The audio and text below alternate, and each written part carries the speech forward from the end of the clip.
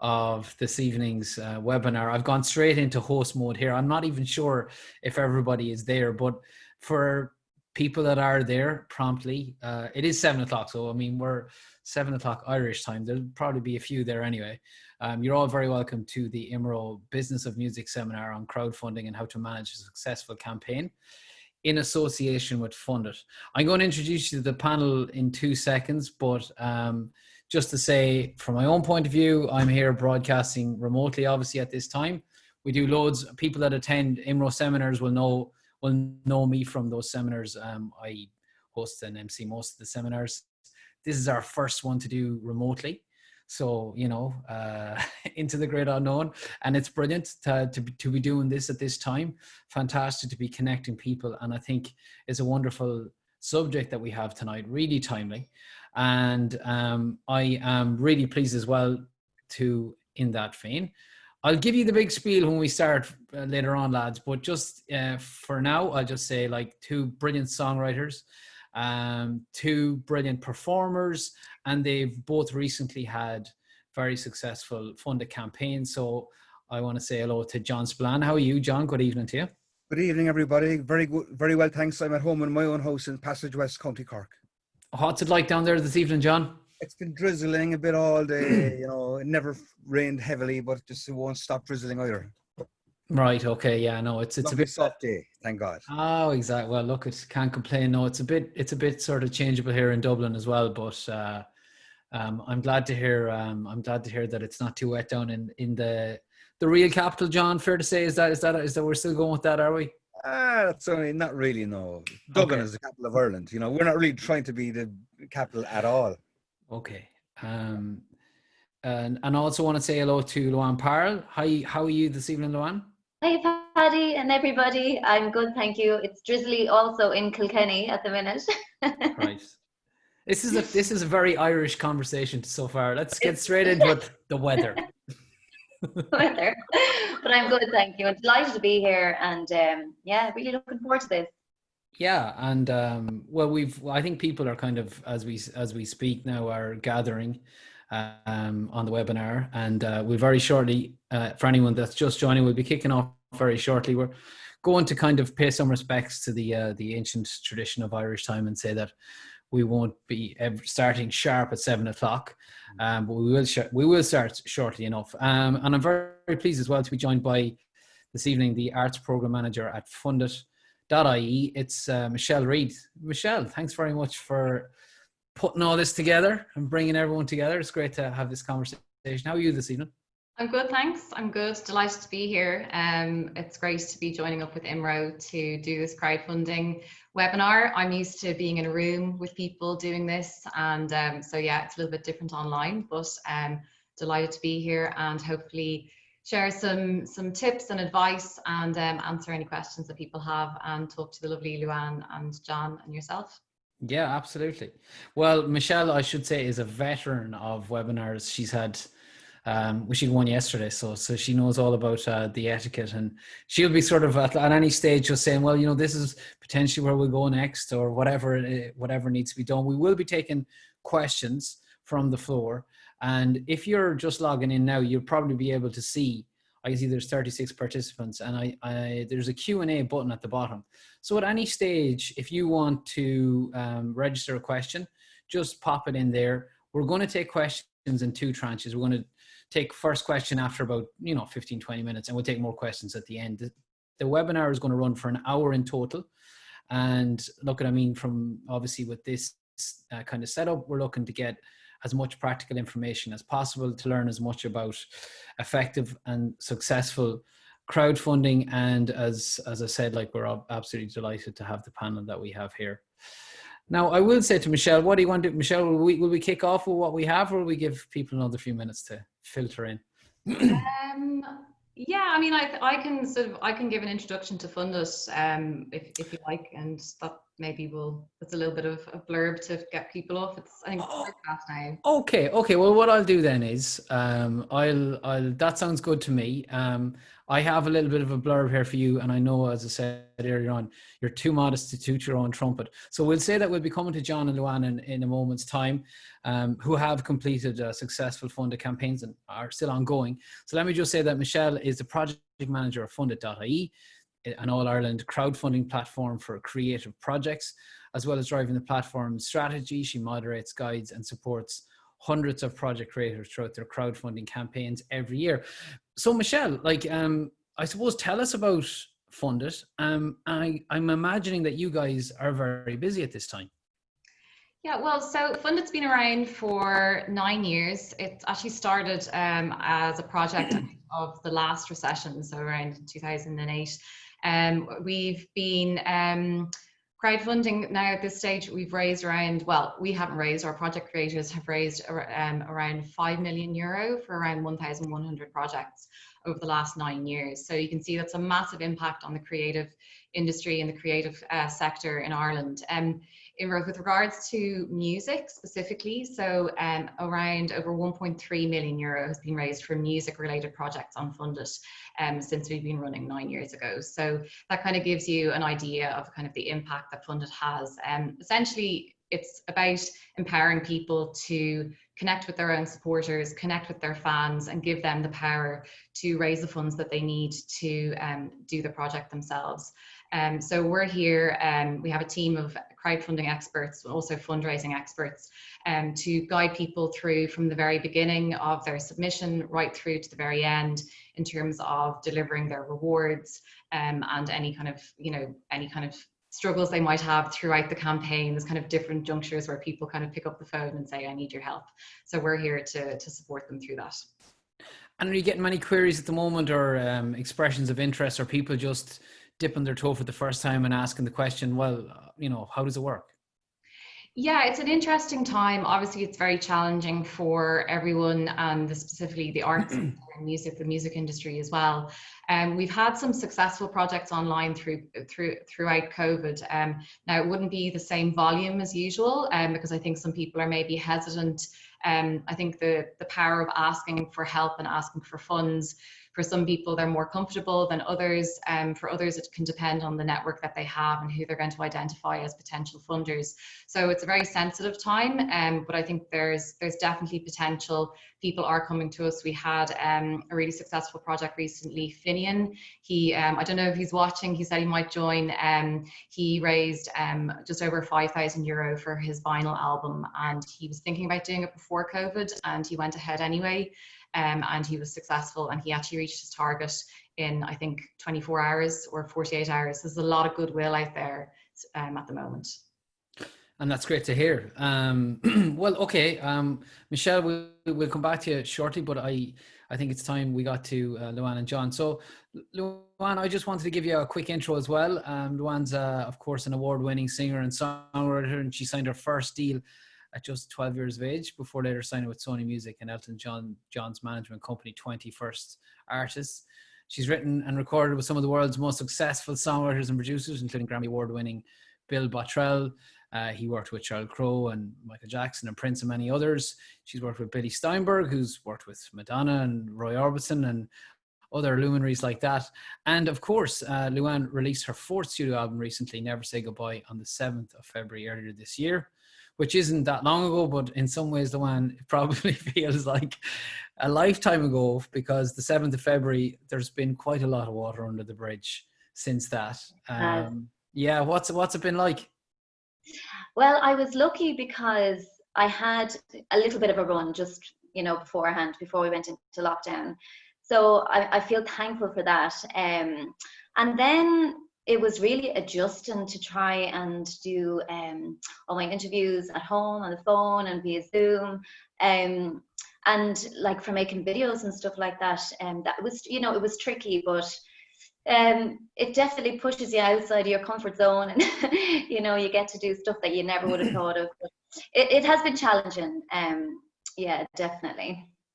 So in terms then of your album, it's fair to say that you would have used Funded to raise money to fund the album. That's how it would have worked. Yeah. I had actually made the album, and I had made it over a 2-year period. So I had funded it myself, and I had got it to the stage where it was mixed and mastered. But I knew I couldn't go any further, and I needed to get funds and finances from somewhere. And I had thought over the years about crowdfunding, and it's something that it was in my head, that, you know, oh, I can't ask people for money, and that was purely in my head. And you know, I wish that I had have done crowdfunding years ago. If I could give myself, me now, some advice to younger me, that would have been to use crowdfunding. Because, you know, I've been asked a lot during interviews, why wait 10 years before my last album was released in 2010? And the answer to that is, it was financially. I had come out of, as you said, 3 record deals, and a management contract with lawyers to pay, solicitors to pay. So I financed my independent album in 2010. Then in 2015, I released an EP, and I went to the credit union to get my loan. And as any tour musician knows, you need a good car to get around the country. And so I went back to the credit union to top up my loan. And so when I came to this point where I had really struggled to make the album, because I had used every penny that I had, and then I thought, I'll go down the crowdfunding route, because really I couldn't go back to the credit union again. And my experience with crowdfunding was just amazing from start to finish. The whole process was so enjoyable. Michelle and the team were brilliant to work with. And, you know, like I said, once I got it into my head that I am not asking people for money, I am asking them to pre-order a product that I have worked hard at, that's my creation, that I have put my blood, sweat and tears into. And, you know, and I'm offering rewards, you know, really, really cool and good rewards. And so, yeah, so that was the start of it anyway. Brilliant. And we'll dig a little bit deeper on sort of some of your hesitations and how you got across those, and some of the kind of each stage in the process in a moment. But again, I want to bring John Spillane in here as well. And much like Luan, you'll know all about John, but to give him his intros and his dues, he's of course one of Ireland's most preeminent songwriters, performers. He's a proud Corkman, of course. His songs have been covered by multiple people, including Christy Moore, Sharon Shannon, Sean Keane, and many more. And John, like Luan, is going to be set to be releasing his album in 2020, is the plan, I think. His first independent album in 20 years, recorded in London with Pauline Scanlon and produced by John Reynolds. And it's inspired by his travels around Ireland. I'm right in saying that the plan is to do it this year. I know plans are changing regularly, John, but that's the plan at the moment. Thank you, Paddy. We're going to put it back till next year as the latest. Okay, right, fair enough. Yeah. No, we're talking of releasing in February 2021. Very good. So how has it been going in terms of your own experiences, first of all, through this very strange time that we're all living through? Fine, thanks. Very well at the moment. I mean, I did take a bit of a dive at the start, and I did find that I was, you know, I have to say, a bit traumatized by the knockdown. I was in full flight in March, shocked on the Gaeilge, doing gigs in schools, and I had a lot of work lined up, which was cancelled. But no, very good, and I've really enjoyed the downtime, and I'm lucky to live in a lovely place out in the country, and all good here. Thanks so much. It's given you, I suppose, time as well to reflect on everything, I suppose, the music industry and your own music and all that sort of stuff, which is valuable time. John, talk to us about how you came to get involved with this crowdfunding and would fund it. Yes, well, I made a number of records down the years. I kind of got discovered and got signed to EMI Records when I turned 40, nearly 20 years ago, and I made like maybe 10 records with EMI, and then I made one with Universal. I paid for the last one myself. I'm all bits and pieces projects, but at this time, I went back to London and made a very, high class record. And my friend Pauline Scanlon had a positive experience with Fundit about 3 years ago for her album Gossamer, and she found that she built a lovely community around the record, and it went very well.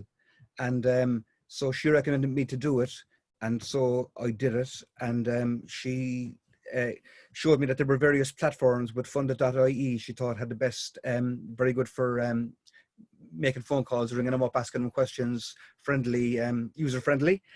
And so I did. And then I was still unsure of myself, and I got somebody to run the campaign, Ciara O'Leary Fitzpatrick, and she ran the campaign. And, you know, I don't have the social media skills to do that. And then I got help again from Alan Doherty, who filmed a beautiful video for me. And so really, I think if everybody does what they're good at and gets the people to do the things that they're good at, you know, teamwork wins. So I had a very successful campaign. Thank you so much. And did you have any of the same hesitations that Luan would have had at the start? Because I know, like, it can be a bit of a leap for people to, especially Irish people, to ask for anything, really. Do you know what I mean? Yeah, it wasn't so much that I was afraid to ask, because as Luan says, you're not asking, you're selling. But you know, it's a pre-order situation, and I mean, you know, the album will be very high quality, and it'll be very much value for money. You know? Of course. It's not like it's not a knockdown. You know, it's a good price that they're getting. You know, with the rewards. And Pauline Scanlon very much helped me with getting the rewards down to giving very good value for money, and having lots of different kinds of awards. You know, you want something around the 10 mark, the 20 mark. She said you should have something around the 30 mark, 50 mark, you know, that kind of way. So, I wasn't reluctant about, you know, begging, but in any way, because I'm proud of the product, but I was reluctant that it would not go well, that I would not know what I was doing or how to do it well. And is that something, like, again, I think it's important to address any stigma that might be there, because you can very quickly, like, dispel it, and Luan has done that and you've done that. But like that word begging, it seems to me, that seems all wrong to me, even just to imagine, like you said, quality product, people are paying for what they get and they're getting good value. Yeah. But that was something, is it something that you've encountered or something that you're conscious of, or is there any element to that, John? Yeah, I've encountered it a few times, and people saying, and I donated, and I said, no, you didn't. yeah, very good. Yeah, you've bought a really good, you know, thing which is worth far more than what you're getting it for. You know, yeah, so yeah. It's a new thing for us. It is a new thing. Michelle, I'll come back to you just in terms of that, like, and that sort of attitude, which is understandable too, because people, like John had said, are getting used to the idea and they're becoming accustomed to it. It's a form of patronage, really, isn't it, for artists, is that you support them and what they do, and you get in return, you get the art back. Yeah, absolutely. And that's the model that Funded is. There are other models out there. There's GoFundMe, there's Kickstarter, there are various different platforms. And I suppose we are a rewards-based platform. We're also all or nothing. So if you don't reach your target, you don't get anything. And there is a fixed duration for your campaign. So you choose, it's basically by 7 days, the maximum you can do is a 77-day campaign, which would be pretty long, I think, for anyone. But really, it's about setting your target, setting a duration, and then setting yourself the goal and going out and asking people. And I think what the guys were saying is just interesting, you know, in terms of, you know, having the confidence to sell the product. It could be an album, it could be something else. I suppose we're talking about music here, so it's the rewards are really, really important. And also it's kind of different people have different price points. So you might have a person who just wants the album, and you can put that in at a really, really attractive value. I'm not going to say, or price if you want to say that, but you can have kind of money can't buy things as well, that people will only ever be able to access through your funded project. They won't ever be able to get it in any other way, you know, if you're selling your album somewhere else. So it's kind of creating experiences or things that are kind of compelling for people to not only buy your album, but also kind of, as John was saying there, you know, create a community and create a kind of a buzz around the album and what you're doing and your work. Okay. I just want to remind again, everybody, we're available for questions at any stage. It's an open forum here. If you would like to ask a question, on the bottom, along the bottom, you'll see on the Zoom, you'll see Q&A. And all you need to do is click on that, excuse me, and submit your question. And we'll try to get through as many questions as possible as they come in. We'll probably take questions, if there are any, in 5 minutes. I know we're still just getting stuck in, and then we'll take the bulk of the questions at the end as well. So please do not be shy, because there's the opportunity to ask the questions, and obviously the two guys are very willing to answer, and Michelle as well. So let's talk about rewards then. Luan, talk to us about the rewards that you chose, the tiers, and why you chose them. Well, I think a good thing to do is to have a look at other people, you know, other artists who have had successful projects, and look at what they're offering. And then, you know, think to yourself, okay, if I'm funding somebody's album, what would I like? And what would I like as a reward? And I think, so make them as kind of interesting and as attractive as possible. And when I originally submitted my project to the team, I remember I had I'd spent, you know, a few days working it out, and I thought I was submitting, you know, a brilliant a brilliant application, and it was, you know, I needed the help and guidance from Michelle and the team to tailor it before it went live, and you know, at the end of the day, everybody's working towards the same goal. I would say take advice from Michelle and everybody at the team, because they know what makes a successful project, and they've had all that experience. And so once I kind of realized all those little changes was hugely beneficial to me having a successful project, and one of those was the rewards. Now I can't remember now, but I'd love to actually see side by side my original fill out, would you call it that, and what I actually what went live then as my project, because I think it'd be really interesting to see how I changed it and how I adapted it. So rewards, I started with €10. That was for your download, and I think that's very affordable for people. There's a lot of goodwill, and you know, like John was saying, it's not a donation. You know, everyone gets a reward, and I would want everybody to get a reward, and I'd almost be offended, you know, when people said, oh no, I don't want anything. You know, I think, well, you know, you're getting it. So rewards, that was €10. Then the hard copy, so CD vinyl, I wanted to make my vinyl a little bit more attractive, so I went for 180 milligram, and I went white vinyl. So it was, yeah, I just thought that might be, you know, a nicer, I suppose, item for people to have in their collection. Then I had video participation. Now, unfortunately, with COVID, I wasn't able to do that in the way I wanted. But what I did was I got people to send me their little clips of them at home, and I included all those little clips in the video when it happened.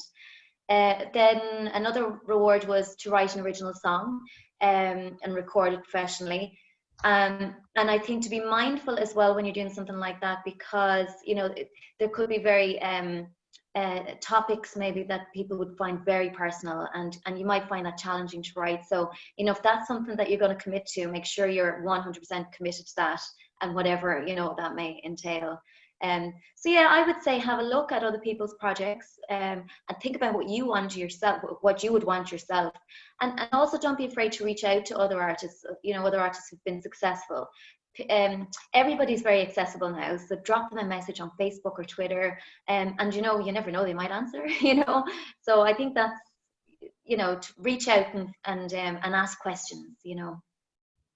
And John, from your own point of view there, obviously, I'm looking at your tiers here, and I think you had the guts of about 13 or 14, maybe more, 15 or 16 different tiers.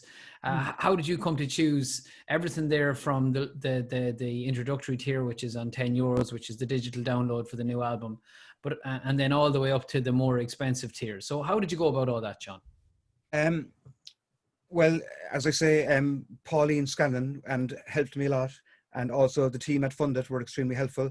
And I named each tier, like the tenor deal is called the 100 Snow White Horses reward, and I think you'd nearly pay €10 for the name, and that you've got a reward called 100 Snow White Horses, not to mind say a beautiful download of a you know, very fancy album.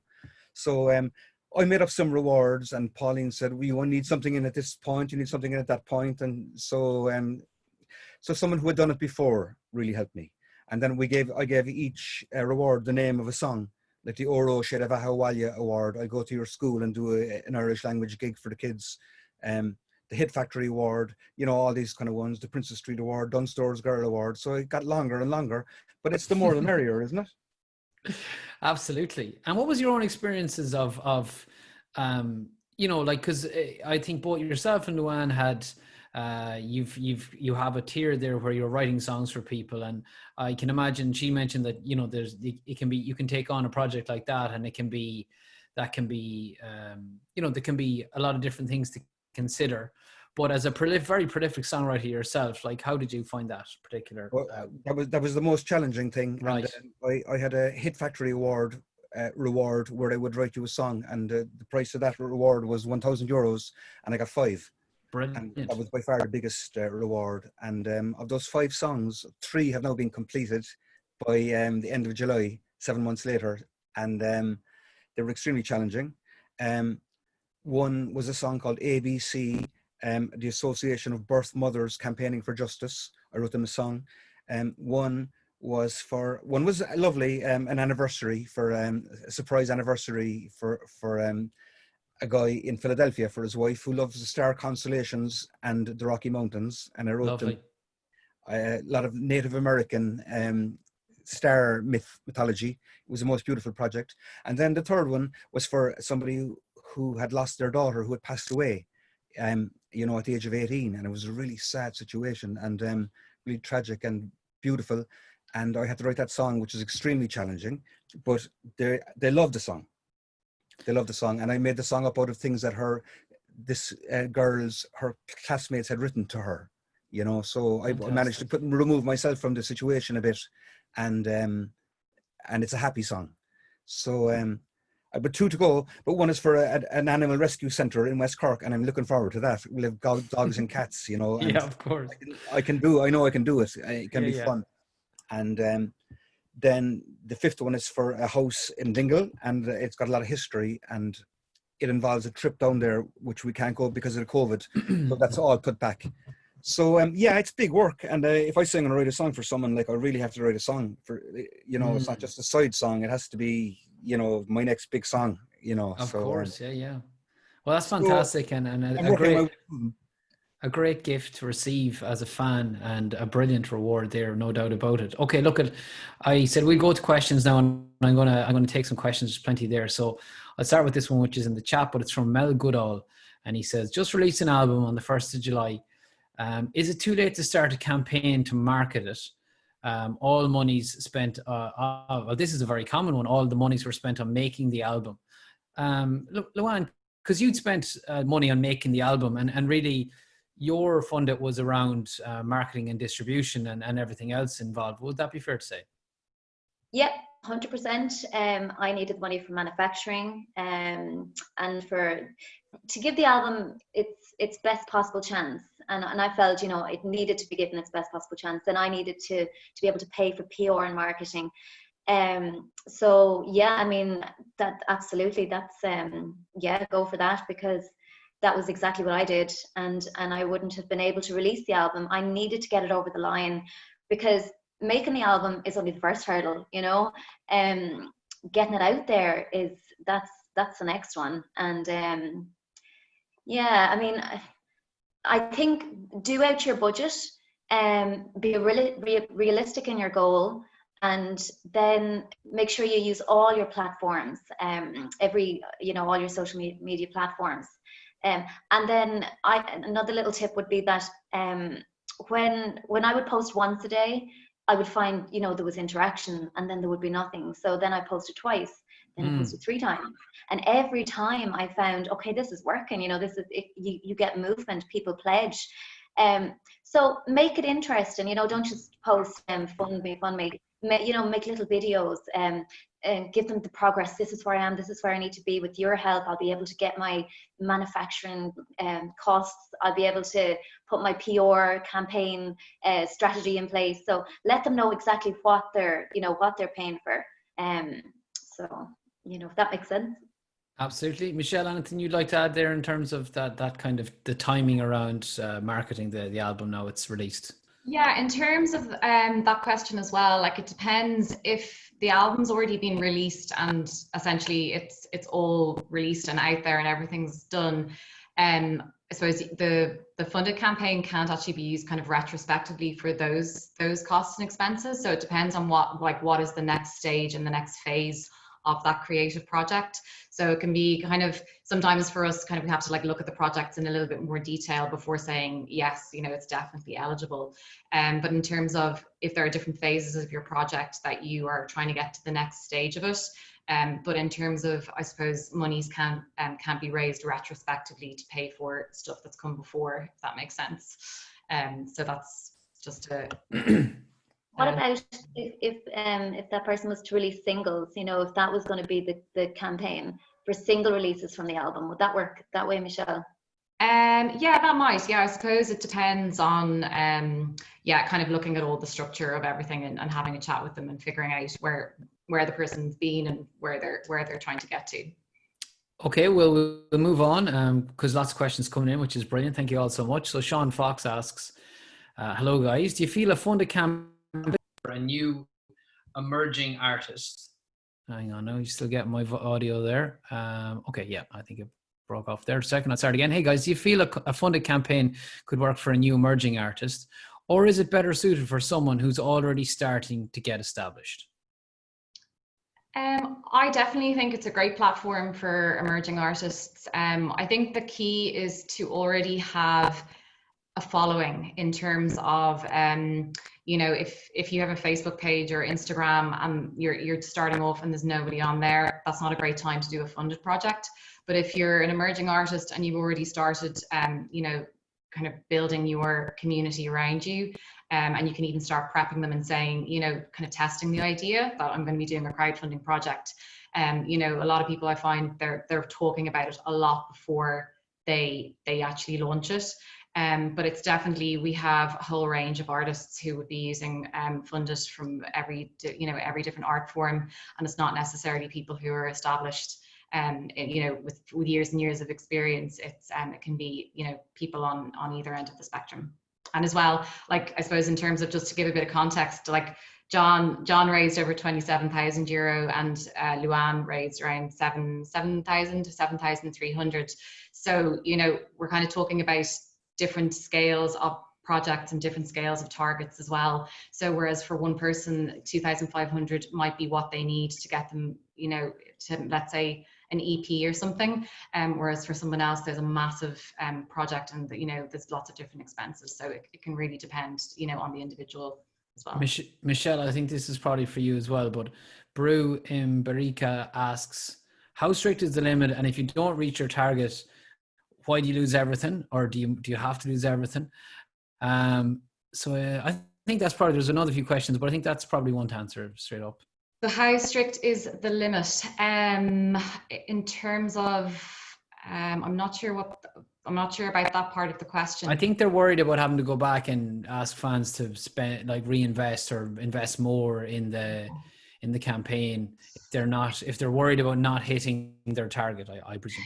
Yeah, so our model is all or nothing, and I suppose the philosophy around that is that if you budget for your project for a specific amount, let's say €6,000, if you only got €3,000, then the question is that project going to be of quality when people were investing for a €6,000 project? So that's really, it's just a model, and that's what we offer. And I suppose it really comes down to your budgeting, being realistic about your budgeting, and being as granular as possible about who's going to fund my project and how much might they fund. And that's a process of actually sitting down, whether it's a piece of paper or your Google sheet or an Excel spreadsheet or however you like to work, and getting as granular as possible to figure out how much money you think you can raise and what your budget is and where you can meet in the middle. And that's something that, you know, we can chat through, but essentially it's really about your own specific project. I think the second part of this question is a good jumping off point for the next topic of conversation, because Brew asks, how do I justify a campaign for a product when everybody seems to get music free digitally? And that is a fair question, because obviously the challenge is that ever since the music industry essentially allowed itself to be given away for free, there has been a huge challenge for artists in being able to find and source, reliable income streams. But I imagine from the pitch is all important. And again, Luan or John on this, like in terms of your own pitch and how you were talking to your fan base about it, at a time when so much is free and available on Spotify or wherever else, what was your approach in that? Well, after you, Luan. No, go ahead.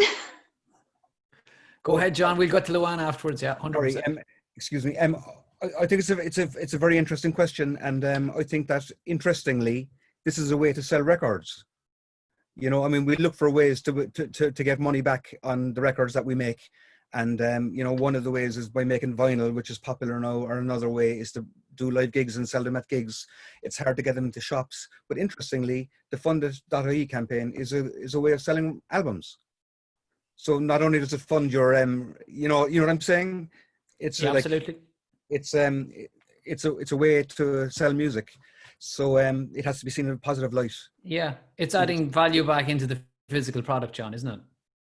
Well, I mean, I'm still attached to the physical product because I'm old, but I mean, music is virtual. So how to get return from your music in this modern age of free music is to do a funded campaign. That's one of the ways. Yeah. Luan? Yeah, and I think your fan base will generally want to support you. You know, they won't be downloading it for free. And if they do, then they're going to go and see a show. They're going to go to a live gig, and maybe they'll buy some merch at that. So, unfortunately, that's the way the music industry is. And, all we can do is hope that music fans will continue to buy music. And that's how we survive. Lots of questions coming in. I'm going to stick with them because they're better than my questions.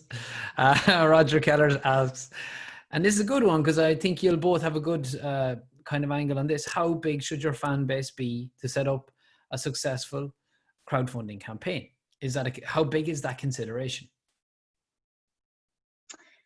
Well, I think that's where you have to pick a realistic goal. Do out your budget, put out all your figures of what you need, make sure you add in like your postage and packaging, so that you're covering all your costs.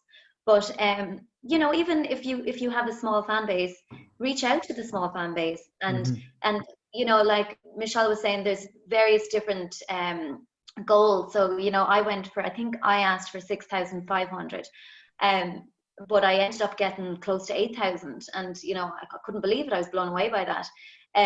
So reach out. And I think prior to your campaign, maybe you could do a little bit of groundwork and make sure that you're on everything: Facebook, Twitter, Instagram, and maybe try and build your fan base as well beforehand. You could do a little bit of groundwork even while you're making the album. You could be doing that. And then pick your realistic goal target. What's your take on it, John? Could you ask me the question again, please? About the size of the fan base, John, and how big the fan base needs to be to. Yeah, I don't know how you measure a fan base. To me, it's a very ephemeral number. What the number of your fan base, But I would say that one of the things that a funded campaign will do as well is it will build your fan base, So, I mean, I don't think so much that you're waiting to get a big fan base, a certain number of a fan base before you do the funded. I think the funded will build it. And I think the funded, in my case, I think the funded video was hugely important because I think it sold a lot of people on my music for the first time that hadn't been sold on it before, So, so I think it's a very positive way of building a career. I'll keep going with the questions here, guys. Pat Ryan asks, Michelle, this might be one that you can possibly answer. He says it's more of an observation. And he says, hi, Luan and John. Pat Ryan here in Clare, up the banner. So it is very important. So is it very important to overachieve, as he says, if that's the correct expression? So for somebody, if they're being on the money, it could be tricky for someone for whatever reason that they don't follow through in the financial commitment. Okay, so I see what he's saying there. He's saying, do you build in a little bit of some kind of a buffer for maybe not everybody being able to deliver, pay what they've said they'll pay? Or how does it work, Michelle? Yeah, so you're always going to have a small number of credit cards that will be declined. So you have to factor in around maybe 5%, maybe up to 8%. That's just the nature of crowdfunding. Sometimes people will still honor those declined I was going to say donations, but those declined pledges. It may be a case, that they used their card, or they had a block on it for internet payments or something like that. So they can make that payment if it gets declined the first time. But sometimes people don't follow through. It can be disappointing. But that's something that we track, as part of all of our tracking with payments and everything, that we would be tracking, like if there are, a significant number of failed payments, or, from one person or something like that. So but they pay up front, essentially. Yeah, exactly. Yeah. It's not on delivery. It's up front when they agree to buy whatever tier they're buying into. Yeah, so when you pledge, your card isn't charged. It gets charged when it gets Gotcha. charged when the contract finishes. So things can happen your credit card within that time. Yeah, absolutely. Not So you're factoring in 8% there, or 5 to 8%, I think is what you said. Okay. Daniel Paquette asks, he says, and this is a valid question, and I'm sure it's something you probably considered yourselves, lads. Do either of you feel like this model, and I guess other models like it, turns you into a business person rather than an artist? Luan, what do you think of that? Well, as somebody who signed a first record deal at 12, I realized very quickly why it's called the music industry and the music business. And, being an independent artist, you have to wear a lot of different hats. And sometimes it's very hard to juggle that. And there has been times in my life over my career that I have almost forgotten that, oh my God, yeah, I do this because I love to sing and I love to write and I love to perform, and I'm a musician. So it's to find that balance. And you're 100% right with that question, but to be an independent artist, you have to take on a lot of roles. And what you get from that is being someone who has been signed, and I had everything done for me, and I didn't ask questions at times. If I could do all that again, I would ask questions, and I would be much more proactive in the decision making. Going down the funded route, you retain control of your product. So there's nobody telling you in the studio of what songs are going to be chosen, how to sing, what to wear when you're going out to promote it. So there's so many benefits to being, having that control. Also, I think it's important that you have people around you that you trust, that you can, that you're not making all these decisions for yourself, because you can get a little bit bogged down in it. And I would, my day would usually be, more, it's structured like some mornings, emails, and then I will factor in time in to be creative. And sometimes that's difficult, and I have to get away from it all. And when I made this album, I took myself up to Inishbofin, and I just had to be away from the emails and the phone. And, I needed to be on an island where there was no phone signal most of the time. Yeah, good idea. It's a really good question. But I think, in today's music industry, you have to wear a lot of different hats, and sometimes you have to keep your eye on the ball, and sure. Be involved in a lot of decision making yourself. It's your John, career. Absolutely. And John, from your point of view, you kind of mentioned that you rely on a few others to maybe take on some of those roles and share the burden in that way. Yes. Again, it's a good question, about balancing your artistic self with your business self. But I mean, I mean, you can be a musician and be a songwriter and not be a business person at all, and just don't do it. But if you want to make a living from music, you're going to have to be a business person, or you're going to, either yourself or someone's going to have to do it. And I like teamwork myself. So I've got in fact the person who ran my funded campaign, Kira, did such an excellent job that she's now my manager. And we ran a successful funded campaign, and things are going well. So I believe in teamwork as much as possible. And I know it's difficult to be an artist and then to be a business person. It's the other side of the brain or something. But you got to do it, or someone's got to do it. Absolutely. Okay, Niall Conroy, or Michelle, do you want to come in there? Sorry. Just say on that, working with Luan and John, we're two very different experiences from kind of moderation and support process as well. Because with Luan, she was doing everything herself. It was like really, really intense. I know she was like working like every single day. And then with John, it was talking to John, but also talking to Kira. And I think that, there was someone else there as well. So it was much more collaborative and kind of different experience for us as well. So I think, John said it earlier, like, do what you're good at. If you need support for your video, or you need support for, I think a lot of people, sometimes people are good at writing about other things, but maybe not about themselves. So finding somebody that can help you with, the messaging of your campaign is a really key part of any crowdfunding project, just to have that messaging.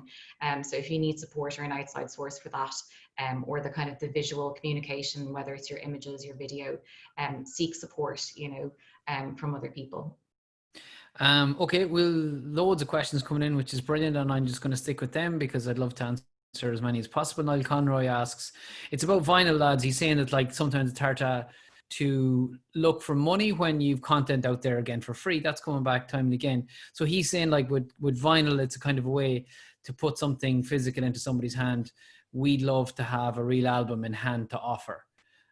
What's your thoughts on that, John? Yeah, I'm all for it.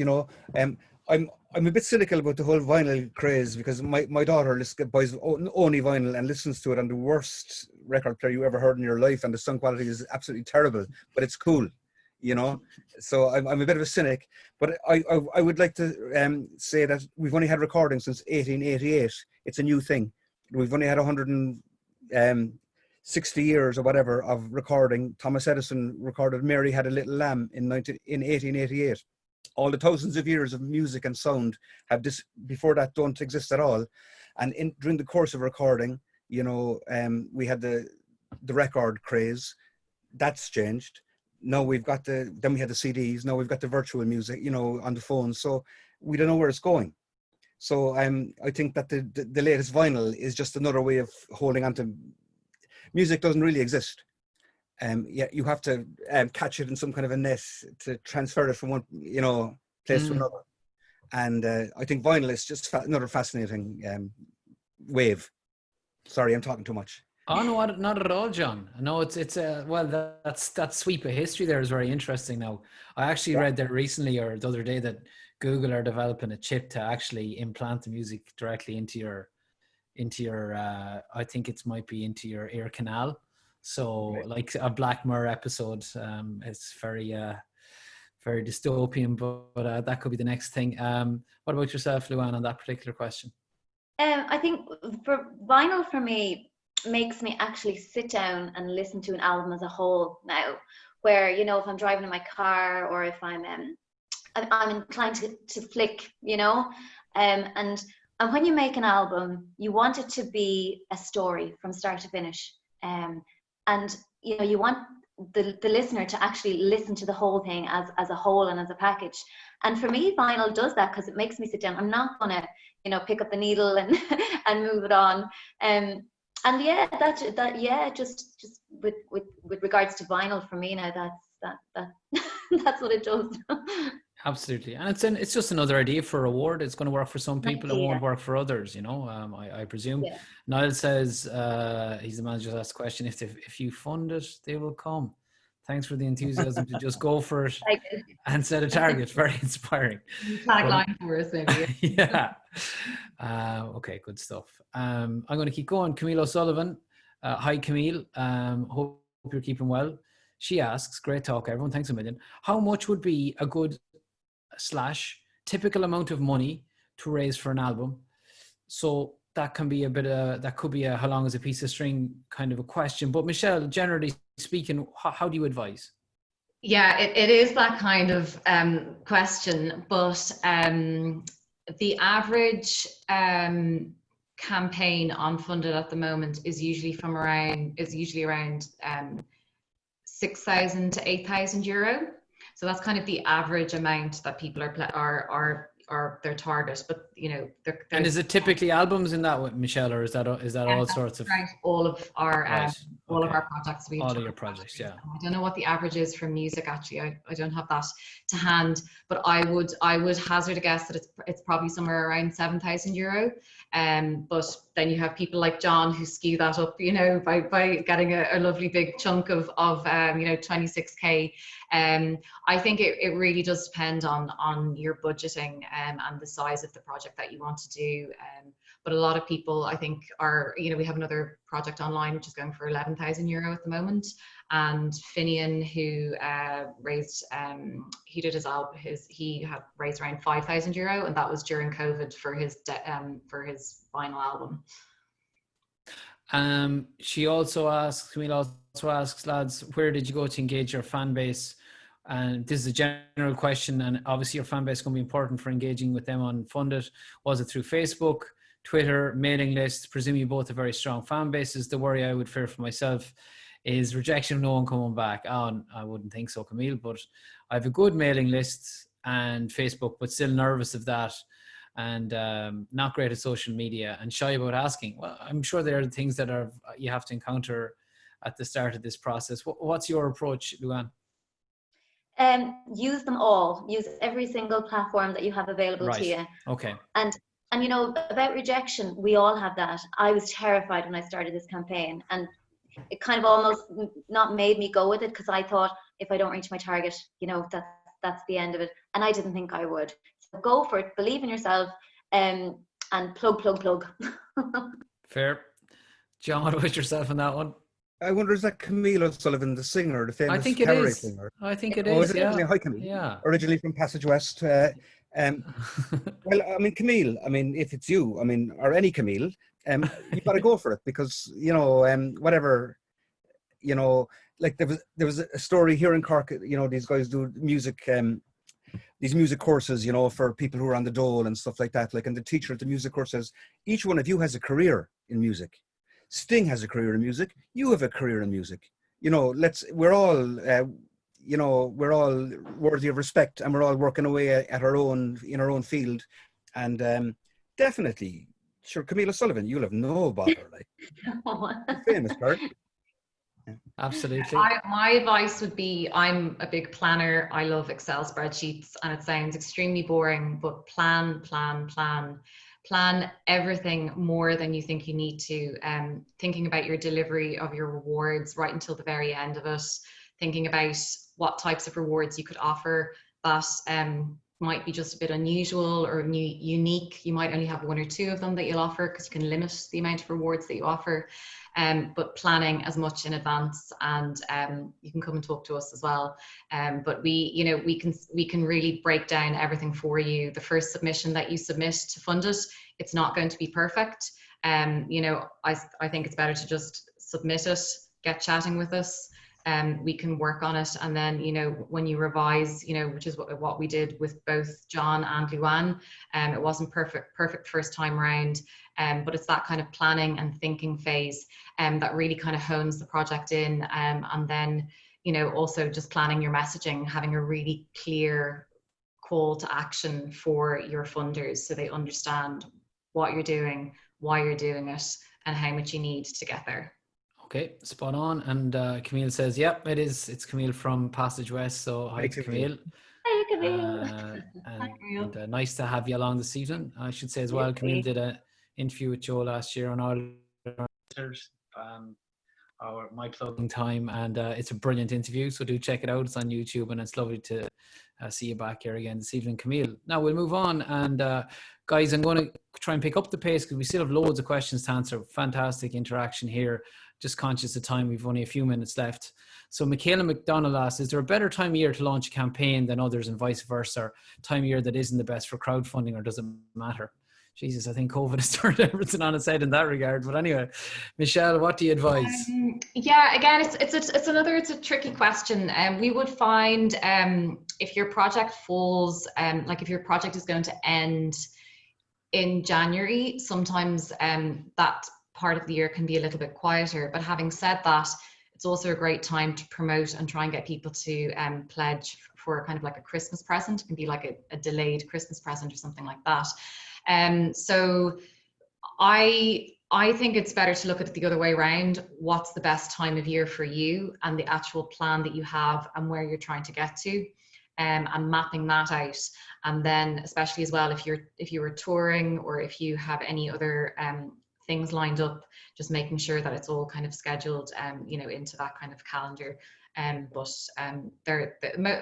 really, I think as well, it's about how you're going to communicate to people as well. Sometimes the summer can be quieter because people are going on holidays, but not happening at the moment. So. Okay, we'll keep going. Daniel Dunnican asks, can you do a crowdfunding campaign to fund the actual production of an album before it's produced? Well, was that how it was for you, John? Like, is that how you would have operated your funded? He said the question is for the production of an album before it's produced. Before it's produced, so pre-production we're talking about. So to fund the production, yeah. Yeah, of course. Yeah, I would say yes. That was your experience, wasn't it? As such, you would have. The money I raised is for a lot of things. It's for a lot of musicians, and it's for an album, but it's also for artwork and marketing. It's for everything, really. The video as well. Yeah, absolutely. Yeah, I think that's the point as well. Like John's whole package, like his budget was very large in terms of what he was raising his funds for. But some people will just do a very specific part. It might just be for mastering and production, or there's specific chunks of it. So it can depend which part of the expenses that you're trying to fund as well. And you're talking to people and telling them where you're putting the money and explaining to them where the money goes and that kind of thing, Michelle. Isn't that the approach? Yeah, it's really important to be as transparent as possible with your funders as well. They want to know where the money's going, but they want to, there's goodwill there, and they want to see the finished product and support you in that. Okay, thank you for that. We'll just say thank you, Daniel. Bianca Fachel says, hi all, thanks for the webinar. What do you think about streamed live shows for funding campaigns, Michelle, and rewards adaptable to these current times? That's a good question. Yeah, like that you're setting up rewards that can be very much executed remotely. Yeah, I mean, everyone's kind of pivoting now online in terms of offering rewards. A lot of the time people are offering house concerts, tickets to concerts, tickets to gigs and things like that. I suppose if there's, I suppose there has to be some sort of exclusivity, because I suppose if you're going to do some type of live streaming concert that anyone can access, if somebody's funded your project, I suppose where's the special feature that they're getting? So I suppose you probably need to consider if you're doing a live stream for your funders specifically, how are you just how does that differentiate from something that might be public to all of your fans?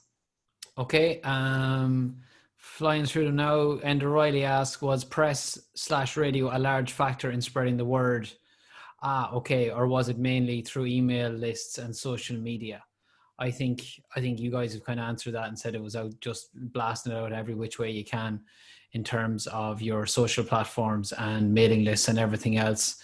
I guess if you can get press coverage for it and radio coverage, and you can mention it in press appearances and that, it's a good one. But you mightn't get a press appearance, I think it's fair to say, just based on your funded. You probably need something else to talk about as well. Would that be fair to say? Paddy, maybe local radio might be. I don't think you would. Yep. Yeah, if you popped into your local radio station and got your local community behind you. But in general, no, I wouldn't have any national radio or anything like that. I don't know what John's experience was. Yes, I think that like gimmicks go a long way, and tricky ways of advertising. That's what advertising is all about.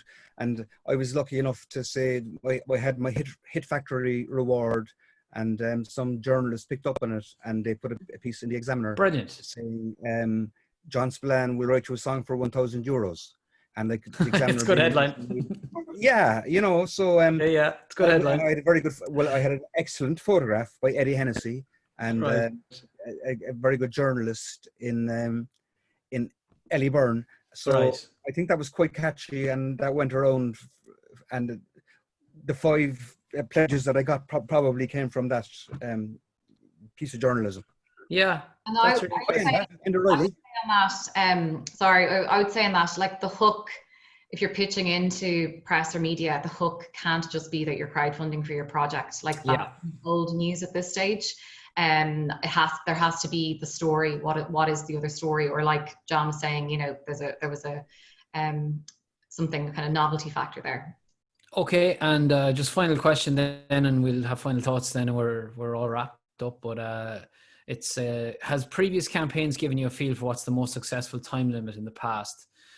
So, Michelle, this is for you. Have shorter, well-planned campaigns proven to be more successful than a more drawn-out time limit that ends up risking that loss of momentum? Yeah, Brian Cook asked that. You said it right there. It's kind of the word momentum. Like I would say there's 2 sides to it. Number one, especially if you're doing it on your own, you have to think of your own motivation and your own kind of momentum for pushing a project. Like anecdotally, people would spend 2 to 3 hours a day working on their funded campaign while it's live. So I would usually recommend around 6 to 8 weeks would be kind of the average for a funded campaign. I personally think like 5 or 6 weeks works really, really well if you're really, really prepared before you go live.